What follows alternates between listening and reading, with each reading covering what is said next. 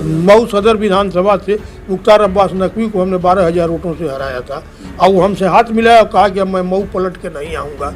और वो आदमी अपने जमान का पक्का निकला, फिर मऊ की तरफ झाँका नहीं।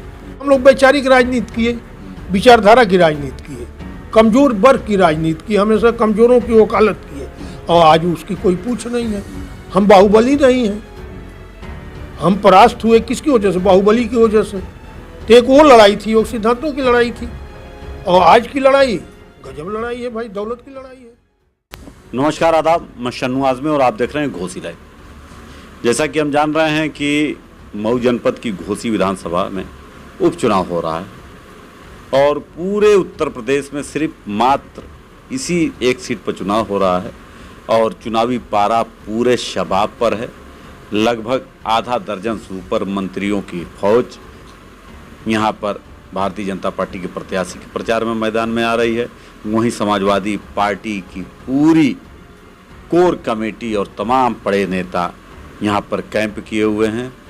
चुनाव 5 सितंबर को होना है और 8 सितंबर को मतगणना होना। राजनीति कहाँ पहुँच रही है, राजनीति किस दिशा में जा रही है, ये राजनीति आने वाली पीढ़ी को क्या दिशा देना चाहती है, इस पर चर्चा करने के लिए एक चर्चा घोसी लाइव ने शुरू की है प्रबुद्ध जनों के साथ। उसी श्रेणी में आज हम चर्चा के लिए बैठे हुए हैं। आज से लगभग 30 साल पहले मऊ सदर विधानसभा से विधायक निर्वाचित हुए भाई नसीम अहमद साहब, आज हम उनके बीच बैठे हैं। उस टाइम के लगभग 30 साल पहले वो विधायक चुने हैं और इस 30 साल के अंदर राजनीति में क्या उतार चढ़ाव है उस पर हम उनसे चर्चा भी करेंगे। घोसी लाइव में आपका स्वागत है। शुक्रिया आपका। नसीम साहब, आप लगभग 30 साल पहले विधायक हुए 1993 में मऊ सदर विधानसभा से, और उससे पहले भी आप छात्र राजनीति वगैरह से जुड़े रहे, तो एक लगभग लंबा राजनीतिक अनुभव रहा है। तब की राजनीति में और अब की राजनीति में क्या परिवर्तन आपको देखने को मिला? तब की राजनीति राजनीति थी, अब की राजनीति व्यापार है। उस वक्त सिद्धांतों की राजनीति होती थी, वसूलों की राजनीति होती थी। एक कार्यकर्ता अगर किसी पार्टी से जुड़ गया तो दूसरे पार्टी की तरफ झांकता नहीं था। आज की हालत ये है कि लोग मेला घूमनी कार्यकर्ता हो गए हैं। हर पार्टी कार्यालय, चुनाव कार्यालय पर घूम के चले आ रहे हैं कि कुछ इंतजाम हो जाए। बहुत गिरावट आई है राजनीति में और इसका सबसे बड़ा कारण हुआ है जब से पॉलिटिकल लोगों का, राजनीतिज्ञों को राजनीति में जगह नहीं मिल रही है, बल्कि धनवान, बलवान, महाबली और एक तरह से कह लीजिए कि लुटेरे आ गए हैं। तब से बहुत गिरावट आ गई है राजनीति में। जी, तो मतलब ये जो लोप हो रहा है अच्छे लोगों का, या राजनीति से वो बाहर पीछे हट गए हैं या उनको पीछे छाड़ दिया गया? क्या कारण रहा है कि उनको पीछे छाड़ दिया जा रहा है? दोनों बातें हैं। लोग राजनीति से पीछे भी हट गए हैं, उनको छंट भी दिया गया है। जब पार्टियां टिकट देती हैं तो तौलती हैं कि आपके पास कुछ वजन है कि नहीं है, आप लड़ पाएंगे कि नहीं लड़ पाएंगे। इस तरह की जो रिवाज बनती जा रही है, इससे बहुत नुकसान हो रहा है। अच्छे राजनीतिक न पार्लियामेंट में पहुंच पा रहे हैं, न विधानसभा में पहुंच पा रहे हैं। ये जातिवाद जो बढ़ा तेजी से, क्या वो भी एक कारण रहा है? ये बहुत बड़ा कारण रहा है। जातिवाद जो है कमजोर तबके को बढ़ने ही नहीं दे रहा है। जातिवाद के नारे पर और इस तरह से बांट दिया गया देश को कि जिसका बहुत बड़ा नुकसान जो समाज का सबसे निचले पायदान पर रहने वाला व्यक्ति है उसको हो रहा है। आज उसकी कोई सुनने वाला नहीं है। पुलिस का डंडा पड़े तब भी उसको कोई सुनने वाला नहीं। उसके घर में भूख से कोई मर जाए तो कोई मदद करने वाला नहीं है। ये जातिवाद की राजनीति का असर हुआ है। पहले जो है राजनीति होती थी अमीर और गरीब की, एक अच्छी लड़ाई थी कि गरीब के खिलाफ, और आज उसको जातियों में विभाजित किया गया कि अमीर के खिलाफ गरीब न इकट्ठा हो सके। ये बहुत बड़ी साजिश है। जिसने भी जातिवाद की राजनीति शुरू किया तो बहुत बड़ी साजिश के तहत किया कि किसी भी तरह से गरीब इकट्ठा ना हो सके, मजलूम मजदूर इकट्ठा ना हो सके। इसको इनको जातियों में बांट दो। 6,743 जातियों में बांटा गया। इस तरह से बांटा गया कि एक दूसरे की बेटी रोटी भी नहीं इनके में होने दिया गया, नहीं होने दिया गया ना। जैसे वो अनुसूचित है इन अनुसूचित में भी चमार की शादी खटिक में नहीं हो पाएगी, खटिक की शादी धरिकार में नहीं हो पाएगी। इस तरह की व्यवस्था बना दिया गया जिससे उनका ब्लड रिलेशन भी नहीं बनने दिया गया। इस तरह से बांट के रखा गया जिससे बहुत बड़ा नुकसान हो गया है। उस तरह मतलब योग्य आदमी को भी टिकट भी नहीं, टिकट भी मतलब वो जाति समीकरण के हिसाब से ही, जाति समीकरण के हिसाब से ना आजमगढ़ से लोग आ रहे हैं, जाति समीकरण के हिसाब से नहीं गाजीपुर से लोग आ रहे हैं। यहाँ क्या पॉलिटिकल लोग नहीं हैं, लेकिन जाति समीकरण की वजह से उनको नहीं वोट दिया जा रहा है। ये जो घोसी विधानसभा का चुनाव हो रहा है, यहाँ सबसे अधिक माइनॉरिटी है, कोई माइनॉरिटी को टिकट देने को तैयार है? सबसे अधिक नंबर 1 पर माइनॉरिटी का वोट है, जिसको अल्पसंख्यक कहते हैं, सबसे अधिक उसका वोट है। दूसरे नंबर पर दलित है, लेकिन आज माइनॉरिटी का कोई नाम नहीं ले रहा है।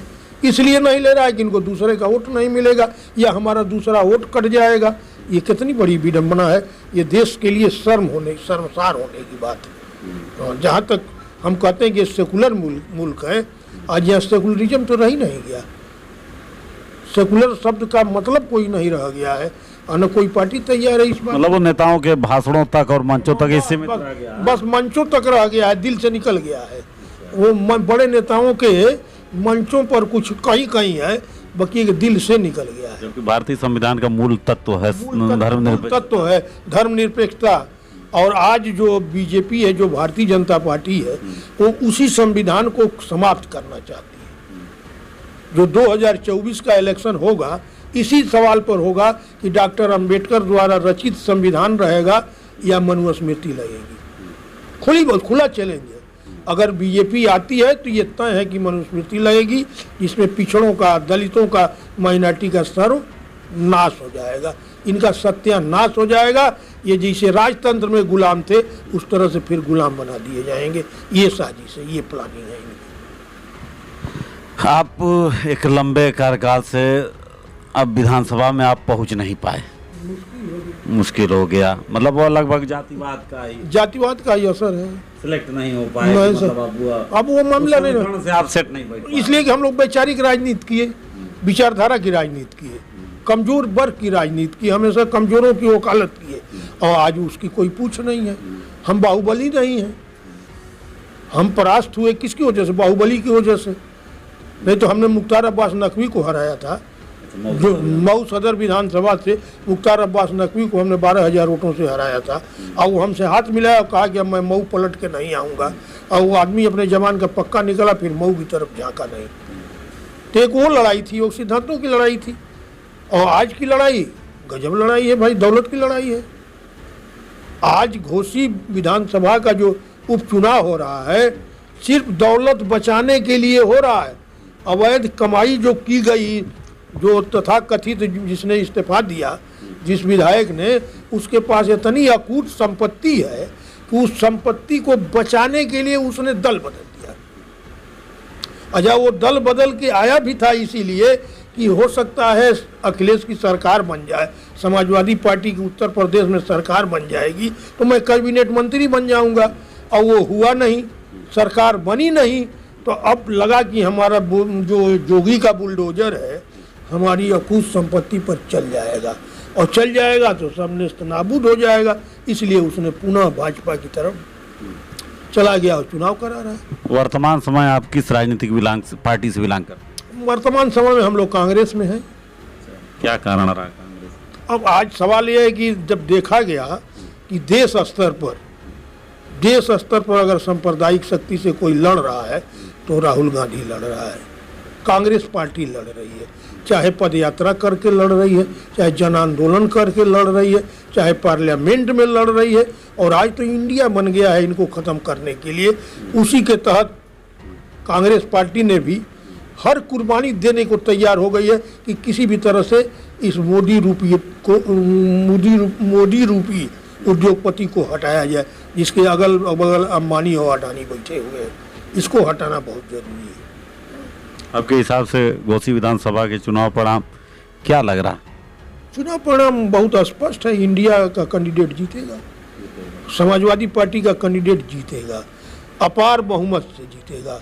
हाँ, वोटों का समीकरण इस कदर का है कि लोग उसके दल बदल से आजीज हो गए हैं। लोग गिन नहीं पा रहे हैं कि इसने कितने बार दल बदला है। इधर से उधर हुआ है, उधर से इधर, इधर से उधर हुआ, इसलिए घबरा करके हर जाति और धर्म के लोग एक तरफा इंडिया के कैंडिडेट को वोट देने को तैयार हैं, समाजवादी पार्टी के कैंडिडेट को वोट देने को तैयार हैं और सुधाकर सिंह की बहुमत से जीत होगी। आज जैसे चुनाव में देखा भी जा रहा है कि चुनाव प्रचार बड़ा महंगा साबित हो रहा है, और आप लोग के ज़माने में क्या इस तरह की गाड़ियाँ उड़ियों का रेला वाला खूब चलता था?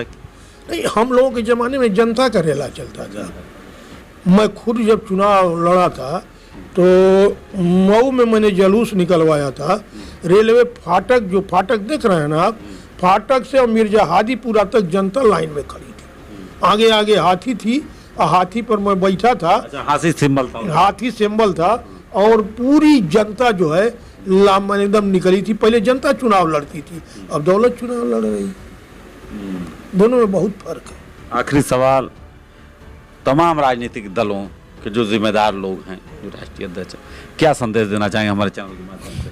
आपके चैनल के माध्यम से हम यही संदेश देना चाहेंगे कि सबसे बड़ी तो जनता से अपील करना चाहेंगे कि जो भी तथाकथित सेकुलर फोर्स संगठित हो रही है उसके साथ लग करके और भारतीय जनता पार्टी से पिंड छोड़ाएं देश का। भाजपा को भगाएं और घोसी से दारा चौहान को भगा के, बाहरी को भगा करके अपने घर के लाल सुधाकर को जिताएं। ये थे पूर्व विधायक भाई नसीम अहमद साहब, जिन्होंने वर्तमान की राजनीति और पूर्व की राजनीति में क्या गिरावट आई है, किस तरह नैतिकता में पतन हुआ है लोगों का और करते हुए, और उन्होंने कहा कि देश को सांप्रदायिक शक्तियों से बचाने की बहुत सख्त ज़रूरत है, और इस परिप्रेक्ष्य में उन्होंने इंडिया जो गठबंधन बना है उसके परिप्रेक्ष्य में वोट करने की अपील की है। इसी तरह के अपडेट के लिए जुड़े रहें घोसी लाइव के साथ।